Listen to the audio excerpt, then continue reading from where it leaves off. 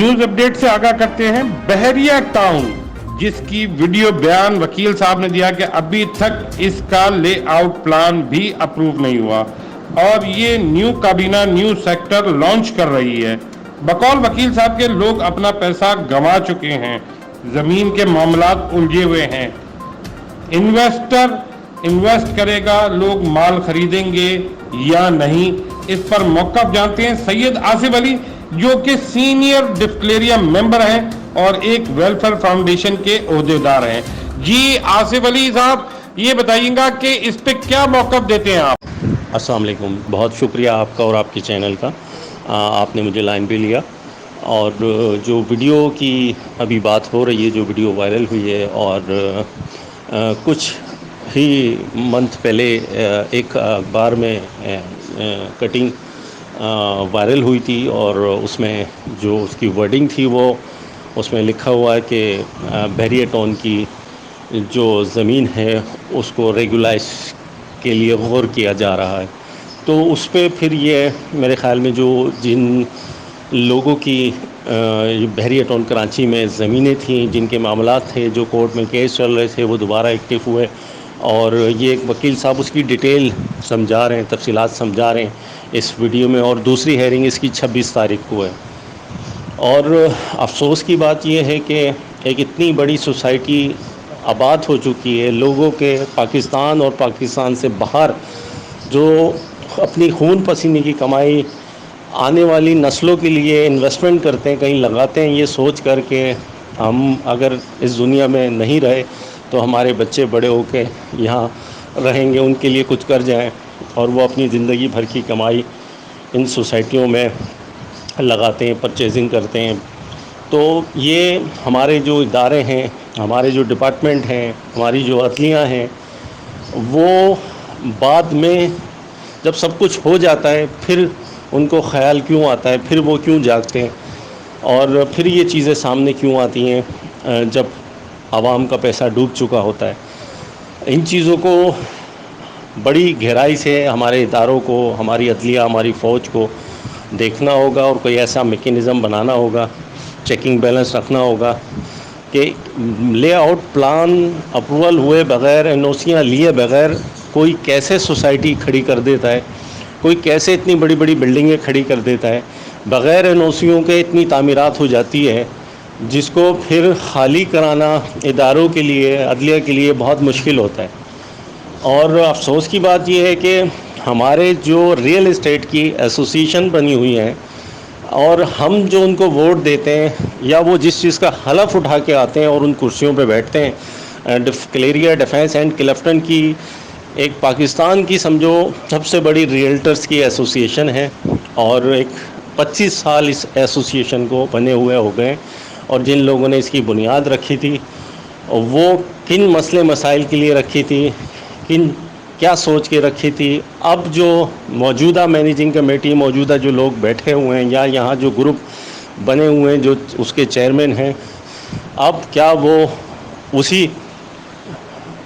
راستے پہ چل رہے ہیں جو جس وقت اس کی بنیاد رکھی تھی، اور جو اس کے بائی لاز تھے، اور جو سوچ تھی بنانے والوں کی، کیا وہ اس کو پورا کر رہے ہیں؟ مگر نہیں کر رہے، وہ اس کو پورا نہیں کر پا رہے ہیں۔ اب یہاں جو لوگ ہیں وہ صرف اور صرف اپنے مفادات کے لیے کام کر رہے ہیں، مختلف سوسائٹیوں سے اپنے تعلقات اچھے بنانے کے لیے ان کی غلط چیزوں پہ بھی آنکھیں بند کر لیتے ہیں۔ اور اب 6 سال پہلے جو کراچی میں بحریہ ٹاؤن جب آیا تھا، دیگر معاملات اٹھے تھے، اور لوگوں کی جب فائلیں کینسل ہوئیں، بلاک ہوئیں، اور اس کے بعد جب لوگوں نے آواز اٹھانا شروع کی تو پتہ یہ چلتا ہے، اور ہماری جو ڈسکلیرین کی فائل تھی، جس کا میں خود اس میں جمع کرنے والا فائلیں، ان سب سے سارا ریکارڈ لے کر اور اپنی ایسوسیشن میں جانے والا وہ آدمی تھا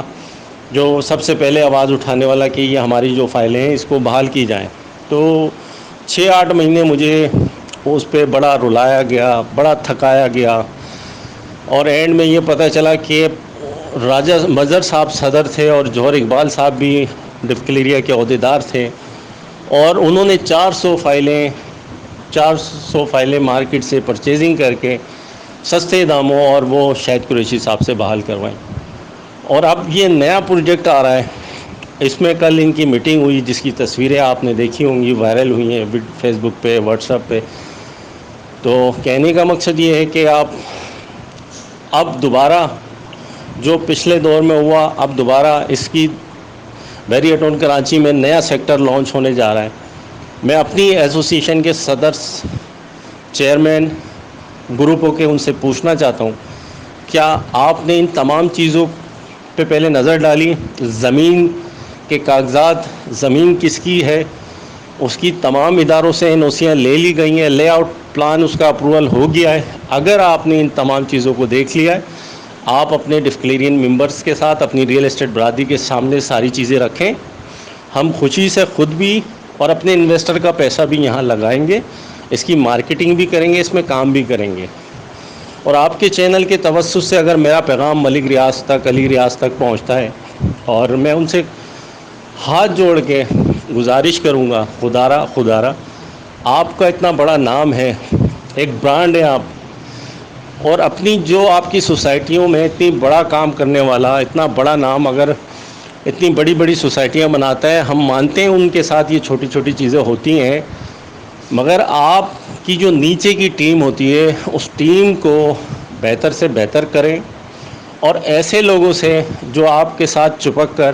آپ کے ساتھ چل کر اپنے مفادات تو پورے کرتے ہیں، مگر متاثرین، اگر کوئی آپ کی سوسائٹی کے کوئی متاثرین ہوتے ہیں، ان کے کچھ معاملات ہوتے ہیں، وہ حل نہیں کیے جاتے. تو اس طرح کی چیزیں فیس کرنے کے لیے جو آپ کی سوسائٹی میں پیسہ لگاتے ہیں، انویسٹمنٹ کرتے ہیں، اگر کل کو ان کے ساتھ کوئی مسئلے مسائل پیدا ہوتے ہیں اور وہ اپنے حق کے لیے آواز اٹھاتے ہیں، تو آپ کچھ ایسے لوگوں کو سامنے لائیں جو ان کے مسئلے مسائل حل کر سکیں. یہاں متاثرین کے مسئلے حل نہیں ہوتے. افسوس کی بات یہ ہے کہ جو لوگ، جن کو آگے کیا جاتا ہے کہ آپ متاثرین کے مسئلے لائیں اور حل کریں، مگر وہ لوگ اپنی ذات کے لیے فائدہ اٹھاتے ہیں، اپنا فائدہ لے کے متاثرین وہیں کا وہیں کھڑا ہوتا ہے، اور یہ اپنے مفادات پورے کر کے بحریہ ٹاؤن سے، ملک صاحب سے، شاہد قریشی سے اپنے فائدے اٹھا کے اور یہ پیسہ کماتے ہیں. تو جس سے بحریہ ٹاؤن کا نام خراب ہوتا ہے، ملک ریاض کا نام خراب ہوتا ہے، علی ملک کا نام خراب ہوتا ہے، شاہد قریشی کو لوگ برا بولتے ہیں. تو ہو سکتا ہے یہ لوگ اچھے ہوں، ان لوگوں کو بہت ساری چیزیں پتہ نہ ہو، مگر نیچے کی ٹیم جو کام کر رہی ہوتی ہے، جس طرح میں نے مثال دی کہ ہم نے جب اپنی بلاک فائلوں کے لیے آواز اٹھائی تو ہمیں پتہ چلتا ہے کہ یہاں 400 فائلیں مارکیٹ سے پرچیزنگ کر کے پہلے ہی بحال ہو گئی ہیں، اور اچھے نمبر بھی لگ گئے ہیں، اور اس پہ اربوں روپے کما لیے لوگوں نے. تو یہ چیزیں ساری دیکھتے ہوئے بحریہ ٹاؤن کا نام بھی خراب ہو رہا ہے، اور لوگ جو پاکستان میں ہیں، پاکستان سے باہر ہیں، وہ ان کی زندگی بھر کی کمائیاں بھی ڈوب رہی ہیں. ملک صاحب کو چاہیے جو پروجیکٹ لانچ کرتے ہیں، اپنی ساری چیزیں، ساری NOCیاں سامنے لے کر آئیں، اور ٹیم ورک جو آپ کا نیچے کا ہے اس کو بہتر سے بہتر بنائیں. اگر آپ کی سوسائٹی میں آگے چل کے کوئی معاملات ہوتے ہیں، کچھ چیزیں خراب ہوتی ہیں، تو جو ایسی کمیٹی ہو جو ان کو اچھے انداز میں حل کر سکے. جی بہت بہت شکریہ آصف صاحب. بحریہ ٹاؤن کی نئی خبر اور کافی معلومات جو کہ عام عوام کے پاس نہیں ہے، دیکھیے اگلے ایپیسوڈ میں. جڑے رہیے بقا نیوز کے ساتھ.